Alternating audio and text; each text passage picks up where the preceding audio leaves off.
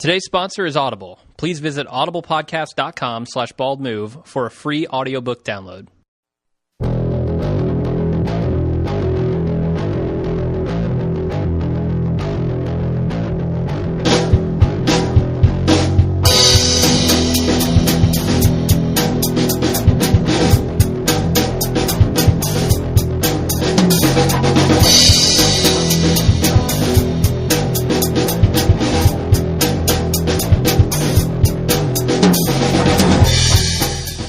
Welcome to The Watching Dead, the officially unofficial podcast for The Walking Dead on AMC. I'm Jim. And I'm Aaron. And this week we're covering Season 3, Episode 9, entitled The Suicide King. I don't know why it's called The Suicide King, honestly. Well, it's an obvious In Excess reference. In Excess? I thought it was a Christopher Walken reference. Oh, seriously, you never heard of Suicide King? No, what is The Suicide King? So it's like, the cards. I've heard of cards. Not Against Humanity, but the regular, according to Hoyle. Okay. There's one particular king that's got, a sword to his head. And Okay. I think it's I don't really know which king it is. It's one of the red ones, I believe. Okay. He's referred to as the Suicide King. All right, so that's the governor. With his eye jabbed out. I don't know. Is it the governor or is it Rick? They're both kings, and they both are fucking crazy, apparently. Apparently. Not in a fun way. No, not crazy in the fun way. Okay, do we have anything we want to talk about right off the bat before we get into the recap? Yeah, so it's been a while, and It has. things have been happening here at the Bald Move Network. I can't remember if this had came to pass in time for last season premiere, but fuck it. We brought the Because Show on board. Three lovely ladies from L.A. First ladies on the Bald Move Network. Yeah, plant a flag for the Double X tribe. It's about time. Those Ekes.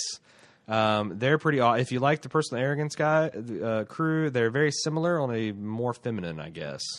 But just barely. I'll talk Just more barely. about that in the. Promo section towards the end. And I know there's probably a lot of people reaching for the fast forward buttons, but I swear to God, I'm going to wrap this up in 30 seconds, and you'll just skip. You'll skip forward too far, and then have to skip back, and you skip forward, and you'll waste 3 minutes when you could just listen to me. You're down to 20 seconds. Next up is we brought in the Kelly and Tom from the Up Yours Downstairs podcast on Downton Abbey. They just posted their first episode this week. I'm super excited. I don't know if there's a lot of crossover between The Walking Dead and Downton Abbey, but I don't want to be pejorative because I like them both. So what the fuck? Yeah, me too. We've been finally, last but not least, we started doing a weekly television show about all the stuff that we don't do feature show on. Currently, we're covering Justified, HBO's Girls. We were covering Downton Abbey. I think we're going to bail on that after this week. Talk about Archer, Portlandia. Probably going to start talking about the Newsroom when it comes out. Yeah. A little bit I of know House how much of you Cards. love that show. Oh, love to hate. Yeah. Anyway, check that out. All this you can find at baldmove.com. Awesome. So, I'm done with my pimping. I think I don't have anything else to talk about. Okay, well, let's get into move into the episode. meat. What did you think after a couple months off? What did you think of this episode as a comeback episode? I was definitely looking for more Walking Dead. I was happy with what they did in Season 3.0, and I was looking for more of that. I don't feel like we got a great dose of it. Well, I was prepped because I had read the buzz from Seppenwall and Greenwald and Feinberg, and they were prepping me for a talky episode. So I was ready for, kind of a set piece moving, not like you'd expect a, wham, bam, thank you, ma'am, season opener. And I actually, to the about 50-minute mark, was pleasantly surprised by the pacing and how things were going. But the last 5 minutes of this show was horse shit. What were the last 5 minutes? Refresh my... Or we'll get to them eventually Yes. if you want to save it. In fact, I think it's just a hideous mistake the show's making. You didn't like Lori. You didn't like seeing Lori again. Ghost that Lori? was your problem, yeah. Ghost Lori? Fuck Ghost Lori. No, I did not enjoy it. I'm right there with you. It could have been so much more worse, and I have evidence of that, but we'll get to it when we Really? get there. Yes. And I've got a lot more to say in the spoiler section about what I feel is a missed opportunity, and I know some of the other fans do too, so we'll get to there. But Okay. No, I was surprised at how much I was enjoying things until we got to that part. Do you have a number to stick on this rating? Man, I'm going to give it a 5. 5 out of 10. It was middle of the road for me. it's like I got a BGL and PGL. Like before Ghost Lori, this episode was like a solid 8, maybe even trending up especially for a talkie episode. PGL, 5. I mean, So 5 is not like an okay episode for you, or no? It dropped it down 3 full points. Yeah, for a Ghost Lori. Wow. Yeah, you're right. Maybe 3. Because you're right. That's some video game magazine review bullshit. It's a 3. Yeah, it's a 7 is episode. not mediocre, and it just left a sour taste in my mouth. Okay, So fair enough. there's the advanced review. All right, well, let's get into the recap. We start off right where we left last season. Sorry, not last season. I hate this. Where we left off in episode 8. Mid-season hiatus. Yeah, fuck that. With Daryl and Merle in the pit being cheered on by the Woodbury residents. Fight to the death, the governor announces, which we all knew was coming, right? I mean, nobody was surprised by fight to the death. I was not surprised. Okay. I believe we made Kirk and Spock references galore last episode. But Rick and crew interrupt the party with smoke and bullets. The other thing is, now that I'm in bitch mode, it's too early in the episode. It's early in the season. Yeah. Sorry, true. Mazera, game on. You did it to yourself. I actually thought this was a very cheap-looking action set piece. Oh, hell yeah, it was. I mean, they used every fucking trick in the low-budget book. They pumped in a bunch of fog. Yep, they blacked out the background. They used a bunch of confusing angles so you couldn't tell where things were going. I mean, Yep. I really don't understand. I mean, I just took it for granted that, okay, they made off with all these people. Yeah. And also, what was Merle's plan? That's a very good point. Actually, Staffa, one of our longtime listeners. Long-time listeners. Are you very shitting long. me? Staffa emailed us? Staffa wrote in, yeah. He's back from the Blue Yonder days. Yeah, he's actually doing his own thing at outofcontinues.com. Hell yeah, he is. Got a video game podcast of his own. But that was his point. He said, what the heck was Merle's grand plan? He starts beating up Daryl and then tells him to follow my lead, only for them to get back up, trying to protect themselves from zombies back to back. Did I blink and miss something? Because I definitely didn't see any leads or any follows of said leads. Yeah, it's like that's exactly his what I plan was to thinking. beat his ass and then beat some zombies and go back to beat Daryl's ass and and have it go on for so long that the town residents kind of wander off. Plus, I don't find punching a zombie on a stick as a very effective means of escaping. Well, no one said that Merle was a grand strategist. Apparently not. He, however, is He went to the Zap Brannigan School of Strategery. Awesome. He, however, is a grand wizard. Yeah, he is. I really like the end of the scene where they're leaving. He's more of an Imperial Cyclops, I think. I really like how Daryl grabs that crossbow out of the dude's hands. Right. He takes it back with such emphasis. Right. It's awesome. Don't you lay hands on Lucille. It was like, and don't the audience miss this, me Right. grabbing the crossbow. And Daryl's surely named his crossbow. Lucille. Like you I said. think it's got to be Lucille or Lulu. Yeah, it wouldn't be Sophia, would it? No, that'd be too He'd have to sentimental rename for it. Daryl. Yeah, he'd have to rename. Now, if he found like a knife, he might if Carol had ended up dying and he found her knife and he rechristened it Sophia, sure, I could see that. Okay. Sophie, maybe. Fair enough. Then we get to the Sophie, escape if you're scene where everybody's escaping following Merle. And people aren't too happy about this. Rick is definitely reluctant to follow him. And once they get out of the city, A, they let a whole bunch of zombies in while they're escaping. And B, they meet up with Glenn and Maggie and Michonne, who are all very pissed to see Merle. Oh, yeah. Which I thought that was pretty badass of Rick's group. That's just like, we're going to pry open this fence that's keeping this town full of people protected, right? Yeah, that was awesome. I don't know. This scene was good, in my opinion, like real good.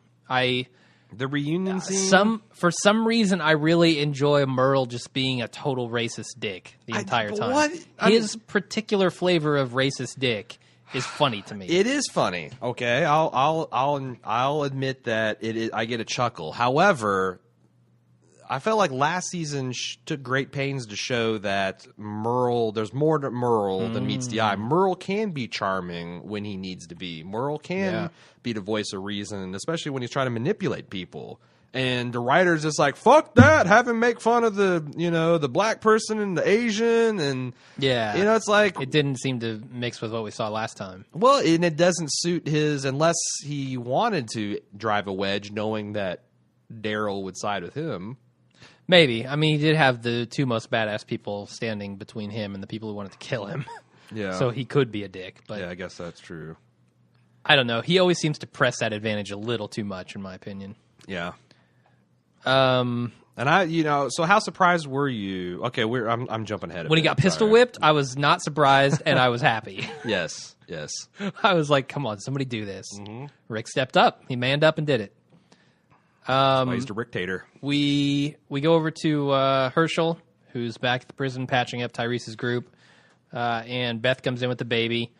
And then I don't know her name, but Tyrese's main squeeze or sister or something. I don't even know the relationship. Shit, I want to say Anna. Anna? Keep going. I'll look it up. She makes it totally awkward by asking about the baby and asking about the mother. And then Tyrese tells him about Jerry's backyard bunker, his kind of backstory and what their group has been through. And Herschel thinks they're decent, but tells him to not get too comfortable. Mm-hmm. He's very good at giving that speech, I got to say. Right. I mean, same thing he told Rick last season. Don't get too comfortable. Sasha. Alan and Ben. They say all their names in this episode. Yeah. I just didn't pick them up. So Heavy weapons guy nicknamed his gun Sasha. We brought some closure to this weapon nickname. Oh, okay. Sure. Not much to say else about that scene, unless you have something. No. Although I gotta say, I did like this zombie survival fanatic element that they brought in here with you never would have thought crazy dude down the road survivalist guy had the right idea, but then he's got a bunker in his yard and we stayed there. Yeah, that saved us. Yep, kind of funny. So we go over to Rick again. His crew's deciding what to do with Merle and Michonne. And Daryl decides to leave if Merle can't stay. And Rick lets that happen.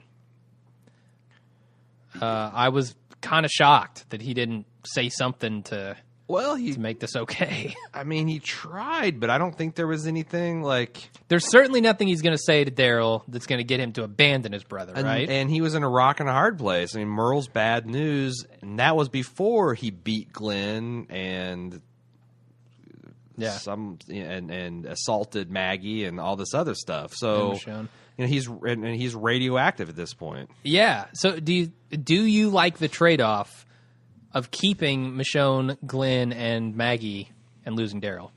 Do you like that trade-off? Is the alternative bringing Merle in?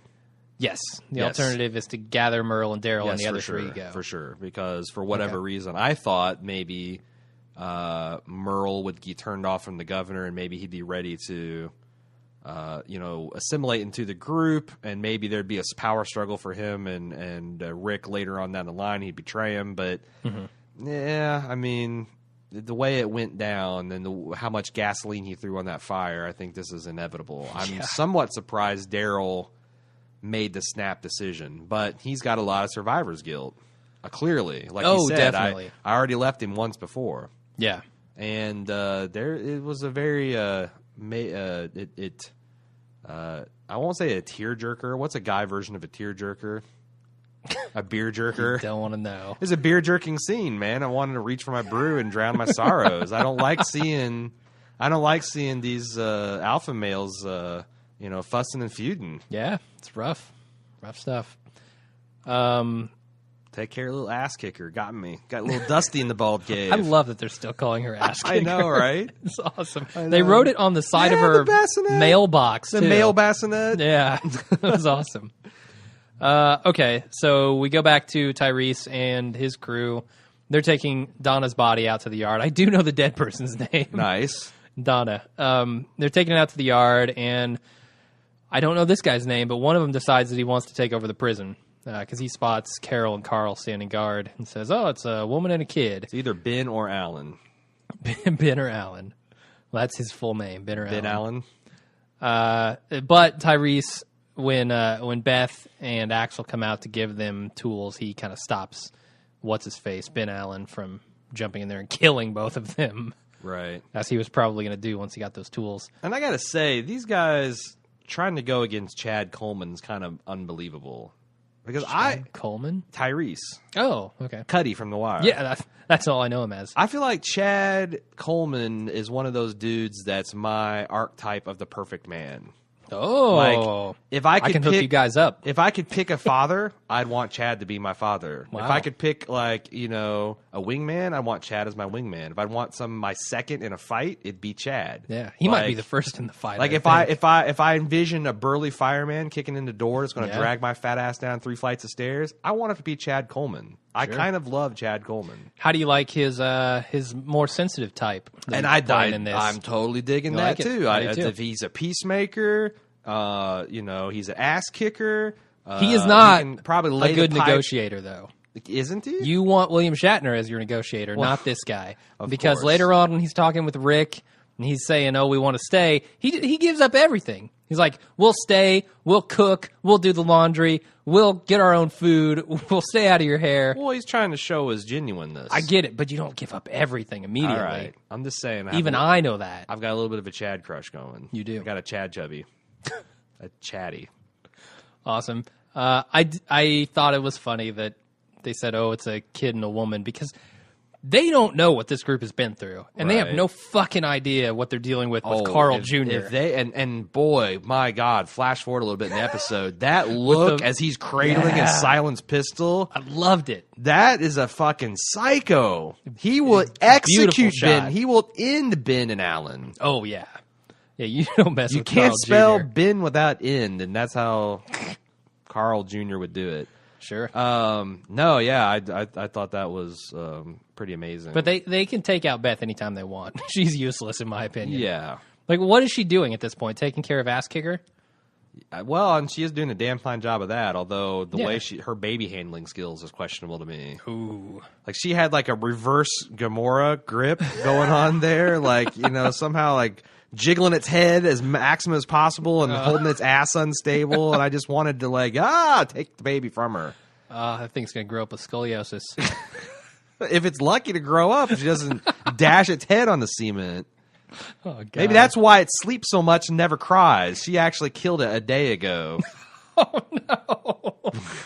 Zombie baby! Actually broke its... There's huge potential for a zombie baby here, right? We've got an active living baby. Yeah, but man, on premises with at all that times. soft spot, it hits the ground, its brain's instantly gone. It's not going to come back. Good point. It would have to get bit. And I don't know how... Well, Beth could get taken out. No, I'm saying Beth's already done killed the baby by jiggling it. Okay. She didn't respect the soft spot. All right. So Rick's crew, for some reason in my notes I wrote Ricky's crew, comes to a roadblock, and Glenn gets out and stomps a zombie to death. Oh my God, zombie kill of the week. Where did this roadblock come from? Like, didn't they take... I assume this was set up by Woodbury. But didn't they drive here? I mean, they drove in. They left their home. It's like, are they taking the back roads to the prison? I don't know. Because it's not like the tree fell over. There was a freaking car there. Well, this is just a consistent problem with Walking Dead staging. It's just like, fuck it. We need something to go. Throw a couple cars in here. We need zombies to ambush them on the highway. Just, you know, they don't really pay attention to making the action beats work, in my opinion. No, it's frustrating. It was cool to see Glenn stomp, cantaloupe style, that zombie's head in. Oh my God, the shot where they actually show him stomp it was disgusting. Greg Nicotero, man, beautiful. The way they constructed that head to stand up to a pretty close up. I wish I had a high def. I don't know, maybe it looked fake in high def, but I got the standard def feed. It looked gruesome. Yeah, seeing that skull cave in. So Glenn here is rightfully angry at Rick. For not letting him do in Merle, for letting Daryl leave, all of the above. Is this a scene? Is this the scene where he's like, "You know what they did to Maggie?" Yeah, and she's kind of just they made her start a Girls Gone Wild video. Yeah, how much does Glenn know about what they actually did to Maggie? Because all they really did is humiliate and terrify Which her, is, right? look, I don't want to come off no, like that's I'm- not nothing. I'm just Fair and enough, yeah. And it was terrifying and it was uncomfortable to watch. But does he think they did more to her than just that? yeah. Surely she's told him what happened, right? Although, if that's your But woman, but man, how Herschel much- says later, like, it feels like you're holding something back. Has Maggie told him everything? I don't know. I don't know. Did we see everything? Did they kind That's another good of question. cop out by not? I mean, they didn't even imply that the governor raped her. No. They could No. have. They Yeah. could have done the thing where he's taking his belt off and undoing his pants, and then the Yeah. door shuts. Or there's cut the commercial.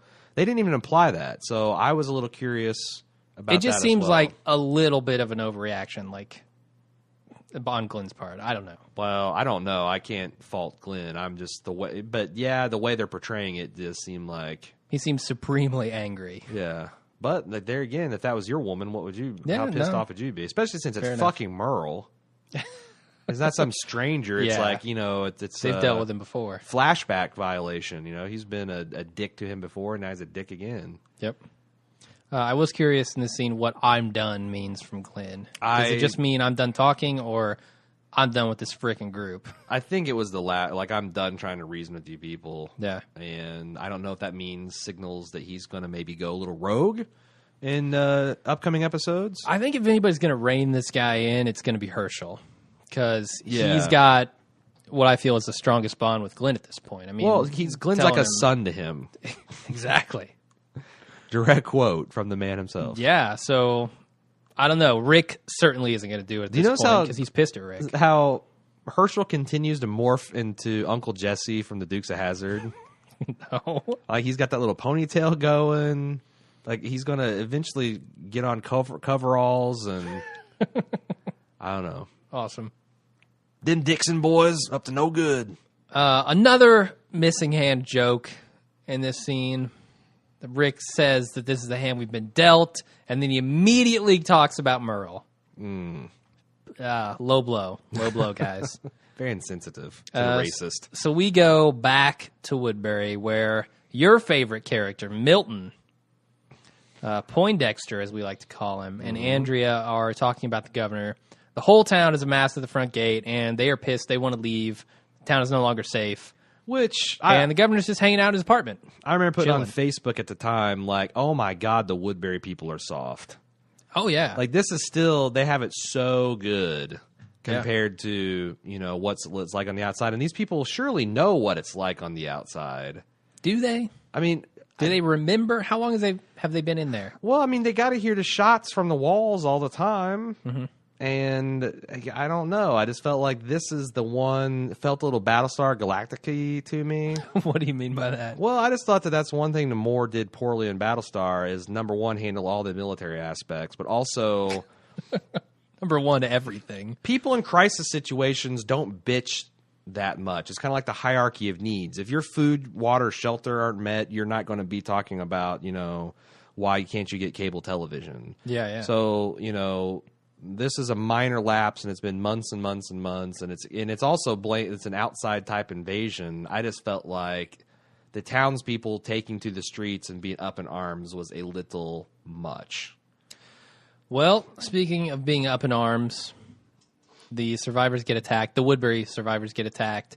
Oh, and my one of them gets their God. arm eaten. Yet another thing. Okay, I put this on Facebook too. Oh, boy. So you're some dude in broad fucking daylight in the middle of an empty town square because they took great pains to get this establishing shot that he's in the middle of this broad street. Yeah.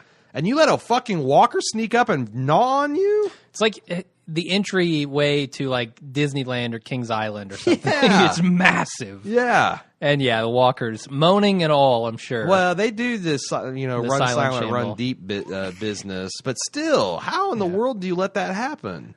Maybe he was gardening. He I don't know. deserved to be bit, is what I'm saying. He did. I'm going to put it out there. And he deserved to get shot in the head when the governor comes out And like I said, blows him away. outside of governor and his group of psychopaths, the Woodbury citizens are ripe for being taken over and taken advantage of. That's what I was thinking of the entire time.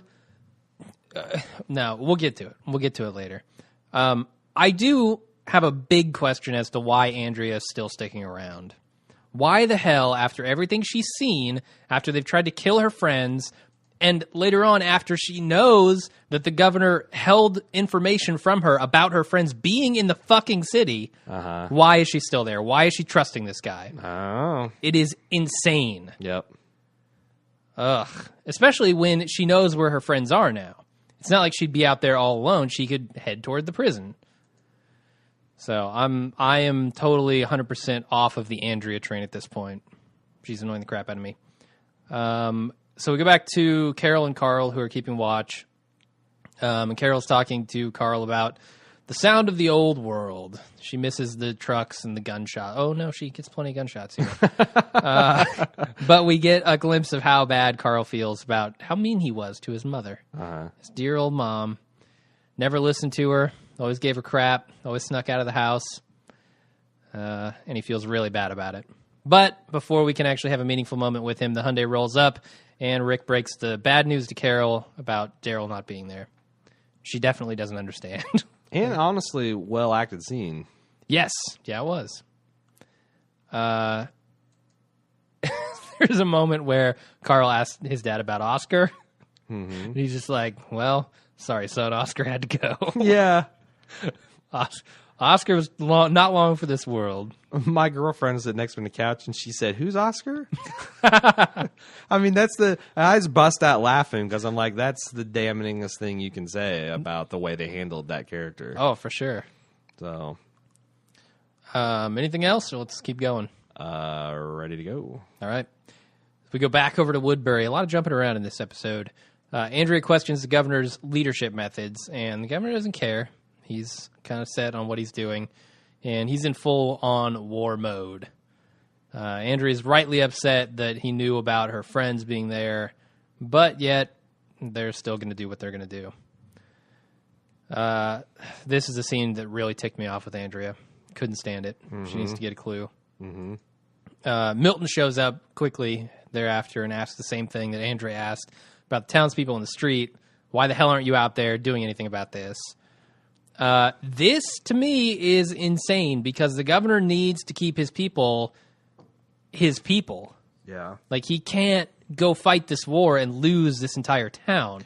Yeah. Which, it's ripe for someone, as Andrea does at the end of this episode, to come in and essentially win these people over from the governor. Yeah.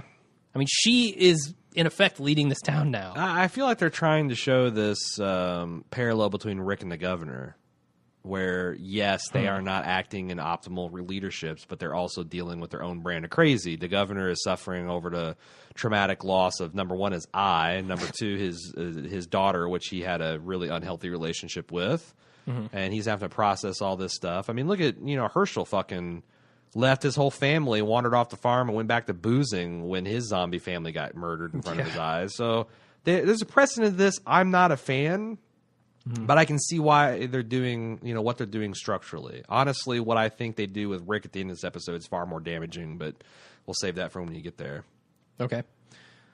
My notes kind of go to shit after this scene, so I'm going to have to fill in my memory a little bit. Yeah. So, I don't know what this means, but I wrote, what is it?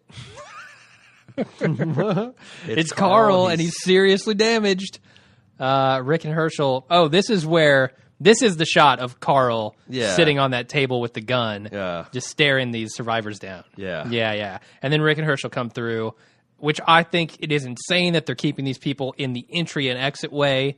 Apparently, the only entry exit way for because if they have to get out, these guys can fuck with that. If they have to get in real quick, these guys can fuck with that. They're unarmed. They're only 4 guys. One of them is a hulking beast of That's a man. That's true. One of them is all that is male.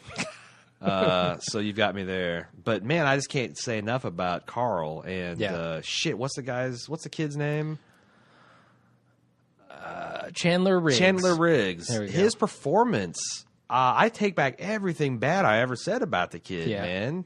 He's rocking the house. It's strong, and I think he's only getting it better. Like, I just don't... I wonder if Mazzara injected his face with a massive dose of Botox or something, because he's just... Now, don't move. I can't. That's right. Stone cold killer. I love it. Loving awesome. I'm super happy to see that.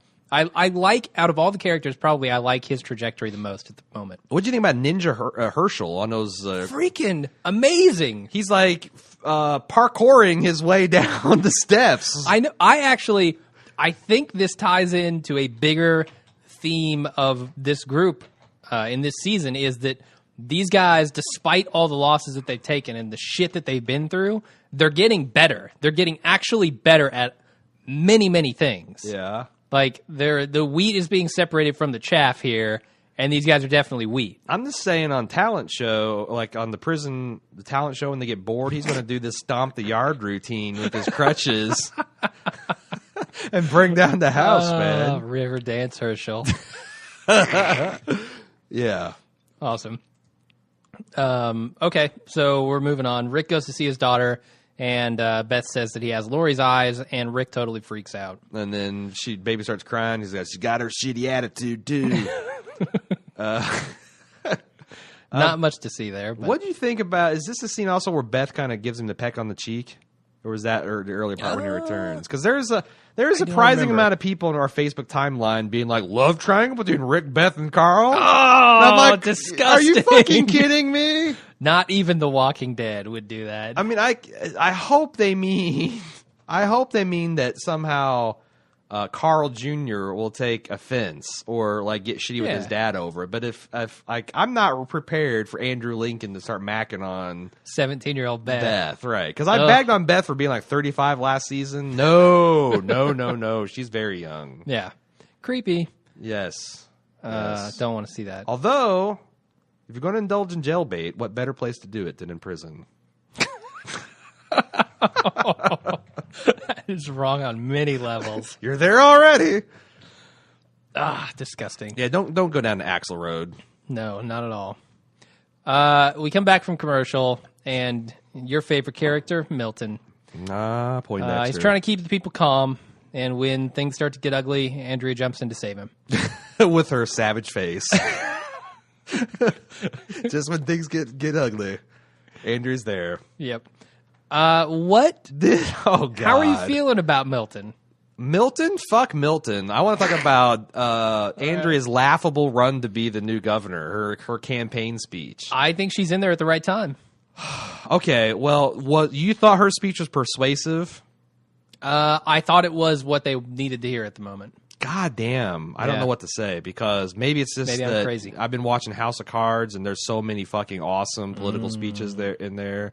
But I just thought that I don't know if it was a Laurie Holden problem or if it was the writers not being able to get out of their own way. But I felt like that speech was, fell flatter than a pancake for me. Was it too patronizing? What didn't you like about it? Yes, and you have to portray this very serene confidence to deliver a speech like that. And Laurie just came across as like the crazy lady trying to pass out the bead bracelets to you at the county's festival. It's like the black beads for sin and white is for our perfect God. And it's like, she just, I don't know, man. I didn't like it. I didn't get it. I didn't have a problem with that. The only thing I had a problem with Andrea's speech was the fact that she was fucking giving it. She needs to be out of that town. Yeah. She needs to leave because it's a horrible place. Right. But no, I didn't have an issue. I thought as motivational speeches go, it was pretty scraping the bottom of the barrel for me. All right. Not moved. Not impressed. I was not impressed with Milton's speech. Not one bit. Oh, really? Neither was anyone else. Oh, God. He clammed up. He's just nothing but a death watch for me right now. Death watch? Yeah. That's right. You got the bet where you got to drink what is it, an entire half gallon of whiskey? It's a 50-gallon drum of whiskey. Yeah. And chased with horse tranquilizers, I think, is what the listeners are saying now. Sure. But yeah, he's just all about my well-being of my liver. He's dead to me otherwise. Okay. Fair enough. Beth takes the baby to go see Carl, who's doing laundry. No, Carl is not doing any laundry. Carol is doing laundry. Carl is holding the guns. I thought this was an interesting scene because we know, obviously, from season 1, Carol's history with abuse and men who abuse people, that she's saying it feels like they make you feel like you deserve the abuse, and they really get into your head. And like, it seemed very much that was the relationship she had with Ed in the season 1, right? Yeah. I mean, I thought it felt very true to her character to say those things. And she said she'd like to think that if he came back all of a sudden, she would tell him to go to hell. But she's apparently not sure about that still. So, some deep, crazy stuff there. This is where we get to see the baby in the old mail delivery box, which is probably the funniest thing I've seen in a while. Yeah. I mean, I understand it's a zombie apocalypse and you make do, but wow. They got a lot of mileage out of Little Ass Kicker. I mean, that was like a throwaway line. Yeah. And it keeps delivering the goods. For sure. Back to Herschel, who's checking out Glenn's face. Says it doesn't look so hot. When I want a second opinion, you're ugly too. Maggie walks by, and they exchange this bizarre look, which tips Herschel off. And he goes to check on her. But not before he tells Glenn that he's like his own son. Yep.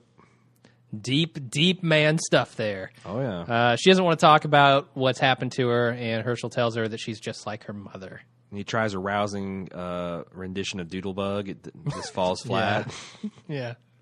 Extended DVD scene, just 5 minutes of Doodlebug right there. Her just a stony silence. We ought to make a video of that, like merge the Doodlebug with this Maggie looking forlorn. Yeah. And then, or Carl staring with the gun. Yeah. And then back to him doing Doodlebug. Yeah. Let's make it happen, man. Awesome. Let's do it. Rule YouTube. All right. So a lot of interesting interactions between these three here. I really like, probably of all the relationships, I like their triangle the most. Because you've got this kid who Herschel didn't care for and didn't want staying on his farm a season ago. Right. And now he's telling him he's like his own son because of everything he's done for Maggie and for the group in general. And it really just brings home the changed relationships between all these people so strongly. I just love I love Herschel's character. Yeah. I'm so glad that he did not die, as a lot of people are speculating. Yeah, he's kind of a glue in this group. I was about to say that, yes, he is. Yeah. He is glue. Rick asks Herschel how long it'll be before Michonne can travel, and he says a few days. And Axel mourns Oscar very briefly, and they begin to talk to Tyrese. Like, Axel just a one line about Oscar. Apparently didn't like the guy or care for him that much. There again, you know. Yeah. So Rick finally comes out and talks to them, and oh God, this is where everything goes wrong. You want to talk a little bit about this scene? It's like it begins with Rick violently muzzle sweeping everyone, but that just lets you know he's Rick Grimes. That's not any aberrant behavior. And then he starts like literally like, I mean, it's like Tasmanian devil mode and just like growling and making guttural noises. And he looks up at this and we see what's supposed to be Lori, insanely backlighted in his prison. And Rick's screaming at her to get out. You shouldn't even be here. And the group takes that literally and tells those people to get out. Yeah, well, I mean, it's borderline. I love her. Tyrese is like, "We're going," it's like, "Fuck this! You better just get out of here." This man. guy's He's like crazy. swinging this 357 around. Also, by the way, you nailed Tyrese in your little mid-season skit. His voice? Yeah, really? Yeah. When he's saying like, "We're going," that was Jim. I can't even do it as good as you. Give me a good "We're going." We're out of here. I can't, man. I don't know. You gotta psych yourself up into Tyrese mode. Yeah, I do. And so again, I had a problem with him falling apart and going psycho after Lori died. You can't do this as a leader of men and women. Yeah, he won't be a leader for long if he keeps doing this. No. Actually, he shouldn't be a leader anymore after that freak out. I mean, this is the third psychotic break in as many episodes, right? He had one entire long one at the end of the Lori episode, the following Fiesta episode. Yep. He had one when he saw Wolvershane. Now he's seeing Lori, and it just felt so soapy to me. Yeah, I mean, it certainly has felt over the top each time that he's done it. And if you think about it, Glenn has been there for all of them, hasn't he? Yeah. No, well, he has been. He didn't know about Wolvershane. Right, because he was beaten almost to unconsciousness by that point. But he was there for the ringing phone. I mean, he's not for the ringing phone. But when he's gone crazy in the hallways, he's the one who tried to go save him, almost got killed. Right, and now he's back here at the prison with him screaming and yelling. I think Glenn has turned totally against Rick at this point. He thinks he's crazy. He's not letting him take out Merle or the governor the way that he wants. Glenn is no longer on Rick's side, in my opinion. So what's going to turn that around?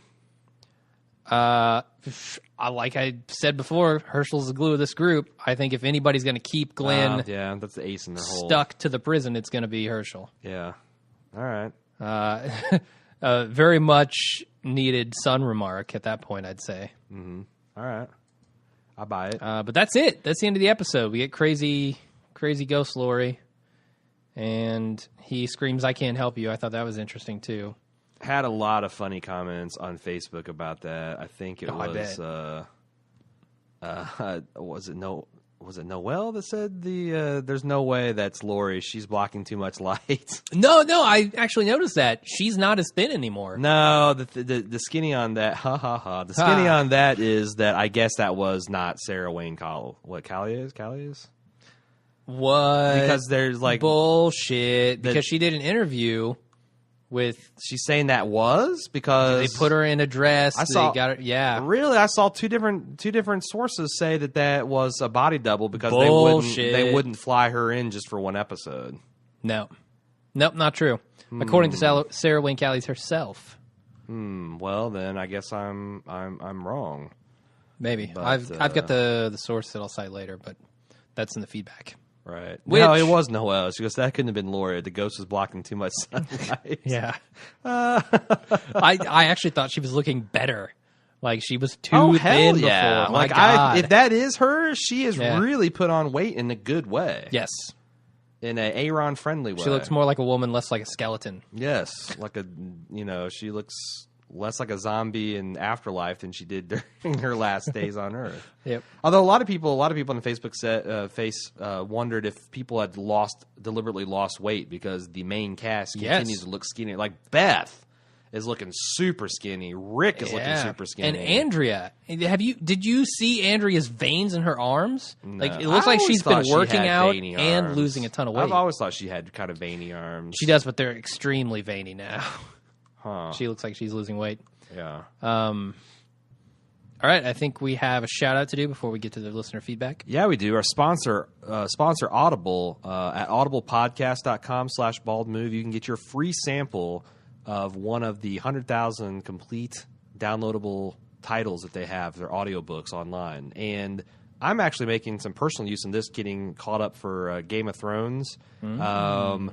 I'm using it to get caught up on the A Feast for Crows, which is the fourth book. Because they've got this Feast for Crows. They got this awesome feature. I prefer to read a book when I can. But I have in the past done this thing where I listen to the book on tape or the book on CD and then try to, when I get home, sync up and figure out where I'm at in the book. Well, they've got this thing where they synchronize with the Kindle's WhisperSync technology. So if you got a Kindle, you can read to a certain chapter, even in the middle of a chapter, middle of a paragraph, stop, get in your car, get your audible.com widget for your iPhone or your Droid, and start resuming. The thing will read it to you from that point. And then Then you get back home, and your Kindle will sync back to the point where you left off in the car. It's the ultimate. It's a killer application, I think. I'm 100% in agreement here. Like I said, it's amazing. They've got all of the Game of Thrones series online and 100,000 other titles. If you haven't tried it out, it really helps us out. It helps keep the cast free. audiblepodcast.com/baldmove to get your free download, your free Audible download. Free as in beer? Free as in beer, not free as in speech. Okay. Because you can't just, like, give it away to millions of other people. Okay. Great. All right, let's get to listener feedback. All right. The section where the people who write in love to hear themselves in. Okay. We've got Lee in London starting out. All right. He's got... Can I just say, we got several novel-length emails this time. Yes. And I left a bunch of this one in here, so bear with me. I think he makes some good points. And there's some funny stuff in here. So, starting off, Rick's accent. I genuinely thought Rick's accent was a decent American accent, but then again, I'm an Irish guy living in London, so what do I know? It was quite the revelation to hear that his accent was indeed ropey. Ropey? I like that. I like the word, but I've only heard ropey used contextually, in it makes sense. Jizz. His accent is indeed ropey, and your frequent lampooning of it has had me laughing aloud on occasions, usually while out for a run. Keep it up. I love the idea of an Irishman running, doubled over with laughter, getting strange looks. Yeah. Like the fact that I can do that from halfway across the world, that's power you can't buy, son. Point number 2, Season 3 ups the ante in a very good way, but Series 2 did have some redeeming features. Season 3 is stronger than Season 2, but I did appreciate the fact that Season 2 devoted a significant amount of time to showing how his characters react and respond to very stressful situations. Sure, it was dragged out, and I would add shitty and annoying, but I felt that without Season 2 taking the time to show you how Maggie and Glenn's relationship developed, and indeed Daryl's own insecurities about his role in the group, the emotional impact of Series 3 would have been lessened. Sure, it could have been faster paced and even more evenly structured, but by the end of Season 2, I felt that I truly knew the main characters and felt that they were believable, albeit flawed people, rather than comic book characters that they so easily could have become if the season was as action-oriented as the third, where there is comparatively less character development for characters like Daryl, Carol, etc. Yeah, I buy that point. I think that they have done some neat things with Season 3 that couldn't have been done without Season 2, but I'm not confident that they had that idea in their heads in Season 2. And my idea is they said, Season 2, what can we do with this bucket of shit? And they pulled out the corn kernels, washed them off, and recycled them for Season 3. Yeah, I mean, again, that is a valid take, but still, Season 2 had so much fat. I know. And very little meat and bone. So, like, if even that's true, they could have done that in, like, 7 or 8 episodes and not 13. Yeah. Which one day we're going to prove when we do the bald move edit of Season 2. That's the no blink edit, right? He's got a third point here that says the show needs Daryl. Says Daryl is, with good reason, a fan favorite and all-around badass, but for me, he is also an anchor for the group in a similar way to Rick. Where Rick provides leadership and drives the group to make and understand the need for difficult decisions, Daryl gives stability and resourcefulness, as well as having his own issues to deal with. He says he never lets these things get in the way of the group's survival, exemplified by the fact that he covered their escape in season finale before going to find Merle. Also, Daryl demonstrates that he can be both empathetic in his pursuit of Sophia and coldly logical. He's much more than Rick's right-hand man. He is someone the group can look up to for different reasons to why they look up to Rick. I buy that. I think Rick is a different type of leader, and Daryl is kind of just a silent badass. Yep. And leads by example. Whereas Yeah. Rick will do some weird shit and then say, do this. He's the perfect lieutenant. Yeah. But I don't think he could be... Better than Riker? Well, he was a commander. Yeah, but he was the right-hand man. But yeah, he's number one. He's the ultimate right-hand man, I think. But unlike Riker, I don't think he's fit for command. Who? Riker's not fit for command? No, Daryl. Daryl. I don't think Daryl could be the leader. I think he would run fast if he was ever thrust in that position. He doesn't want to be. No. And that's part of his problem, and the reason he's sticking with Merle is because he doesn't want to be, Mm-hmm. But he still feels that loyalty. Next up is Jasper. It says, my overall thoughts are, holy Jesus, Lori. Looks scary as hell in that scene, am I right? Didn't she look scary? He didn't really see much of her. She was just a figure. I don't think she looks scary. But again, I was so annoyed by that fucking scene. Yeah. He goes on, and Shitty Bow Girl died. Yes. I thought it was funny how she forgot to just mention dropped that. and Daryl left his family. Yeah, well, there's a couple and takes on that. again, her even in death, her shorts, man. We like very close. I missed to her seeing- dying. Really? Yeah, I think I was taking down notes. How at the did you time. miss her Daisy Dukes and her like giant legs sprawling before us? I'm gonna have to go back and watch it because it sounds We're like hilarious. a half. We're like a one more. If she rolled up those shorts, one more, we'd have seen Cooter. Wow. They All might right. have digitally unrolled it, just so you know, because it didn't pass the censor board. Gotcha. Sounds like my kind of show. Mike B says, I just don't understand why in this season no one talks. It just seems like if anyone ever talked about anything, they could be more productive. I don't know. It just seems like the things that are happening are only happening because the script says so. Also, Rick going crazy again. Gotta say, worst episode of the season. Harsh. He doesn't like it at all. Of the season, he's right, actually. Oh, Yeah. yeah. Runaway worst episode of the season. Because the first half of the season was good. Yeah. Vernon M says, hey guys, big fan out the show? Big fan out the show. Yeah, coming out the show, big fan. Came across this major plot spoiler that we're not going to read. Thanks, Vernon M. We'll get to that later. Thaisa says, Merle's flavor of racism is just divine. Laughed out loud at the Chain's comment about Michonne, but did I detect a hint of attraction there? He did call her a Nubian queen, and his comment to Daryl about him going native, quote unquote, had a teeny hint of jealousy to it. She'd break him in half, and he'd like it. I agree with that. All right, yeah. She probably would. I'll co-sign too. Did you pick up on that though?